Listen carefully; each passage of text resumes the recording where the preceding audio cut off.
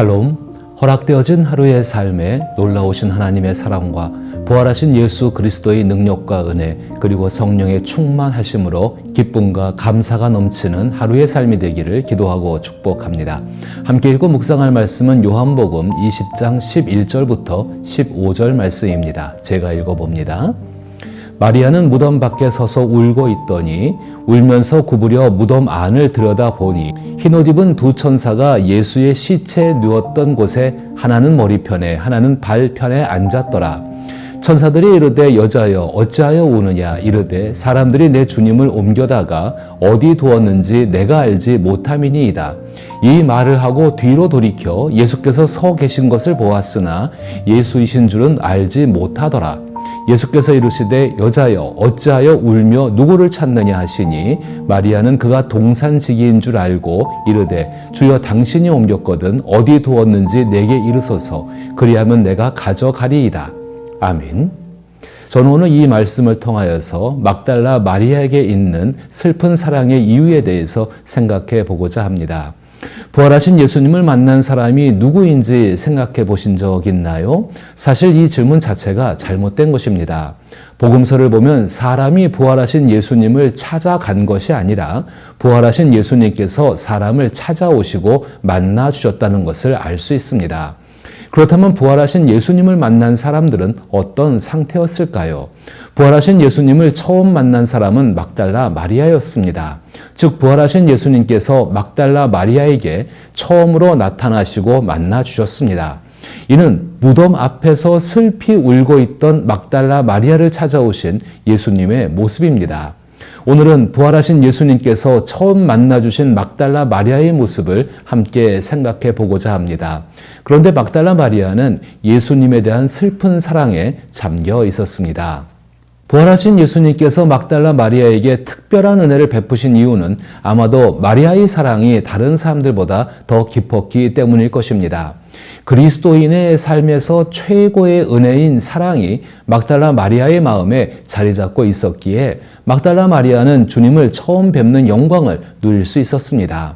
마리아가 밖으로 드러낸 사모하는 마음의 표현을 통해 막달라 마리아의 사랑이 특히 뜨거웠음을 알 수 있습니다.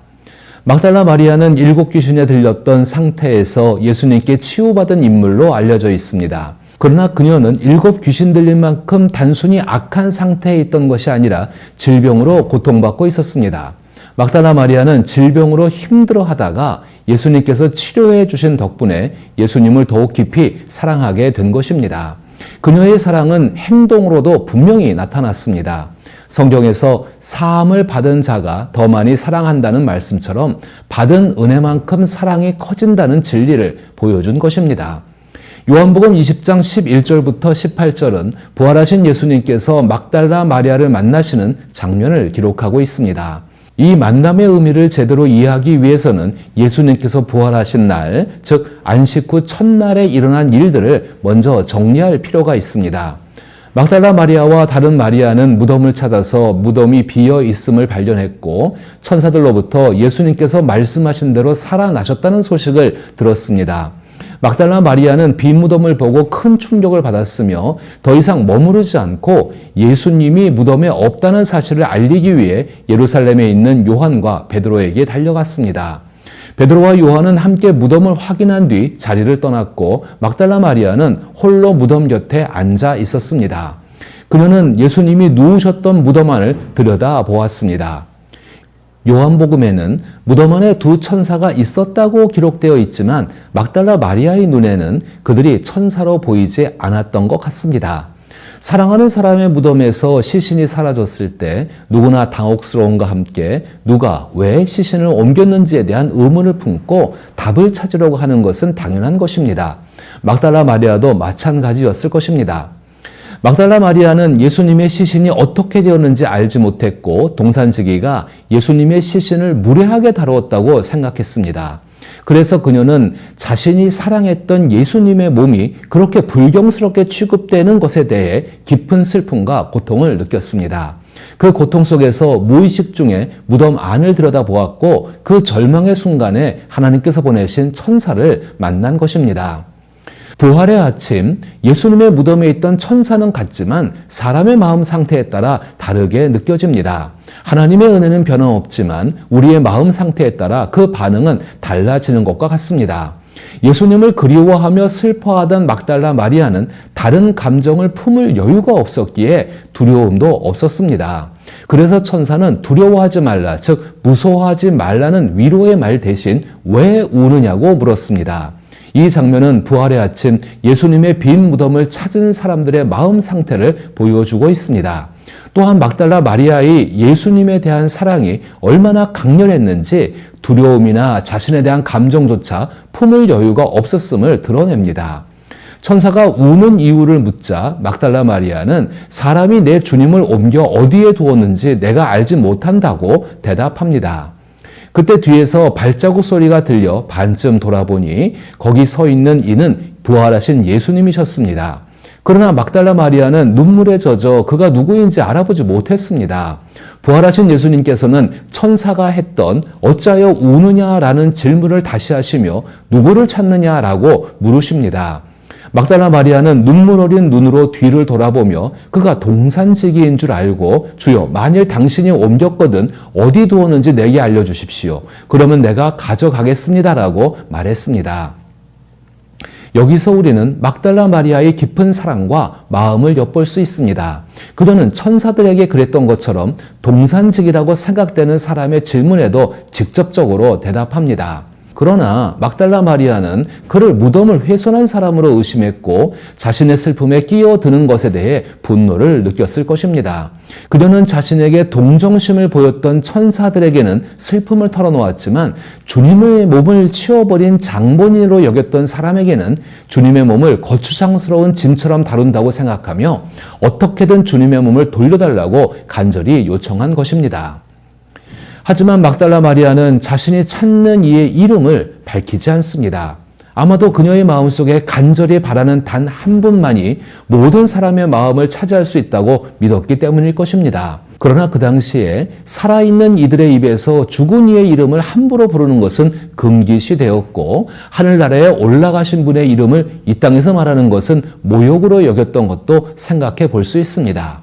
정확한 이유가 무엇이든 막달라 마리아가 그렇게 대답했음에도 불구하고 예수님을 향한 그녀의 사랑이 거의 터져 나올 듯 했다는 점은 분명합니다. 이 장면은 막달라 마리아의 깊은 영적 슬픔을 보여줍니다. 부활하신 예수님께서 찾아오셨음에도 불구하고 그녀는 예수님을 알아보지 못했습니다. 이는 사랑하는 이의 시신이 사라진 것에 대한 슬픔을 넘어서 예수님을 향한 사랑 속에 담긴 더욱 깊고 아픈 영적인 슬픔이 있었기 때문입니다. 막달라 마리아의 슬픔은 신앙이 없는 사람의 슬픔이 아닙니다. 그녀는 자신이 이해할 수 있는 범위 내에서 믿음을 지니고 있었습니다. 다만 주님께서 죽은 자 가운데서 부활하실 것이라는 말씀을 완전히 깨닫지 못했던 점은 분명합니다. 그로 인해 막달라 마리아는 예수님을 알아보지 못했고 깊은 슬픔에 잠길 수밖에 없었습니다.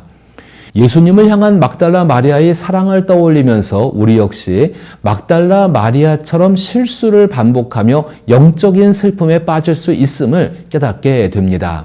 우리는 우리의 일상의 삶에서 예수님이 사라진 것처럼 느끼며 슬퍼하며 모든 희망이 사라진 듯한 허무함을 느낄 때가 있습니다. 한때 찬란히 빛났던 주님의 영광이 우리 곁에서 사라진 것만 같기도 합니다.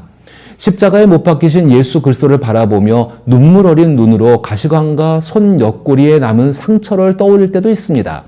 무덤에 가서 예수님을 누웠던 그 자리를 직접 본 것처럼 생각할 수도 있습니다. 그리스도께서 죄인을 위해 죽으셨다는 말씀을 믿으며 죽음까지도 감당하신 주님의 사랑에 감동할 수도 있습니다. 하지만 때로는 예수님께서 우리를 구원하실 구세주라는 소망이 사라진 듯 느껴지고 마음의 위로가 없으며 공허함만 가득할 때도 있다는 것입니다. 그래서 이렇게 말할 수 있습니다. 사람이 내 주님을 어디 옮겨두었는지 나는 알지 못한다고 슬프게 고백할 수도 있습니다. 이처럼 우리 마음속에서는 부활하신 구주 대신 빈 무덤만이 자리할 때가 있다는 것입니다. 이러한 모습은 바로 예수님께서 죽은 자 가운데서 살아나실 것이라는 말씀을 믿지 못했던 막달라 마리아의 실수와 다르지 않습니다. 우리가 소망을 두는 말씀으로 인한 모든 약속의 근거에는 예수님께서 죽은 자 가운데서 부활하신 실제 사건이 보증을 서고 있습니다. 예를 들어 로마서 10장 9절에 믿으면 구원을 얻으라라는 약속을 살아있는 소망으로 삼을 수 있는 이유가 바로 예수 그리스도의 부활이 진실이기 때문입니다. 그러므로 예수 그리스도의 말씀보다 내면적인 느낌이나 개인적인 특별한 계시를 더 신뢰하려 한다면 이는 기록된 하나님의 말씀을 무시하는 행위가 됩니다. 이러한 태도는 예수님을 사랑하는 마음에서 비롯되었을지라도 우리를 깊은 영적 슬픔에 빠뜨립니다. 예수님의 말씀대로 부활을 믿을 때 우리는 마음속의 빈 무덤에 머무르지 않고 예수 그리스도께 시선을 고정할 수 있습니다. 예수님의 말씀을 들으며 갈망하고 사랑하는 가운데 자신도 모르게 예수님의 크신 사랑을 체험하며 그 안에서 기쁨을 발견하게 됩니다. 아가서 6장 12절의 부지 중에 내 마음이 나를 내 귀한 백성의 수레 가운데 이르게 하였구나 라는 말씀처럼 예수님에 대한 사랑으로 인해 예수님께 사랑받는 존귀함을 경험하게 될 것입니다. 그러므로 예수님의 부활을 믿음으로 받아들이며 찾아오시는 예수님으로 인한 영적 기쁨을 누리며 살아가기를 기도하며 축복합니다.